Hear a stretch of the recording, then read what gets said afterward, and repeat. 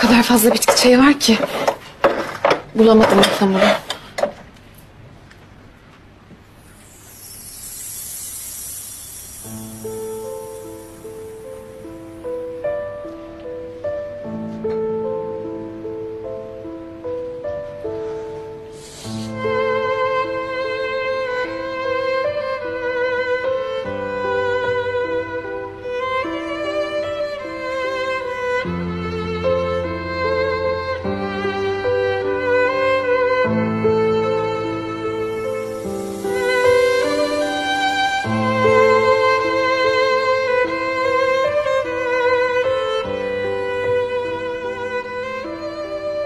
Bazı kokular hiç unutulmuyor.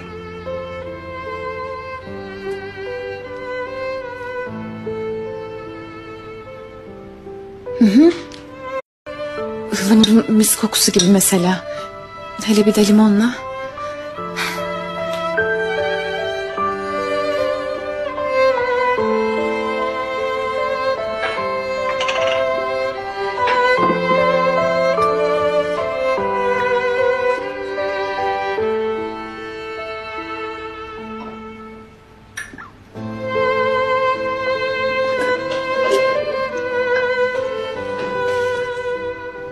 Biraz da çınar yaprağı koyalım.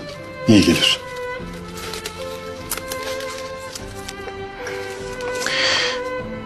Çınarla ıhlamurun ölümsüz aşkı simgeleyen iki ağaç olduğunu biliyor muydun? Hiç duymamıştım. Ziya abim anlatmıştı.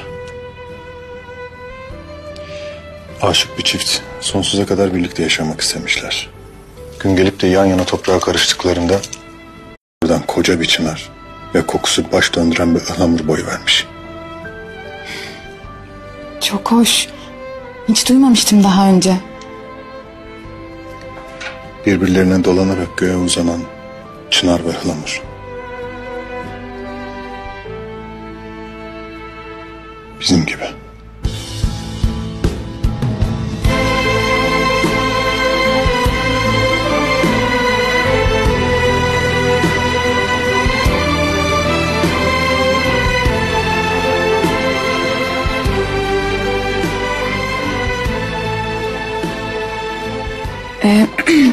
Limon.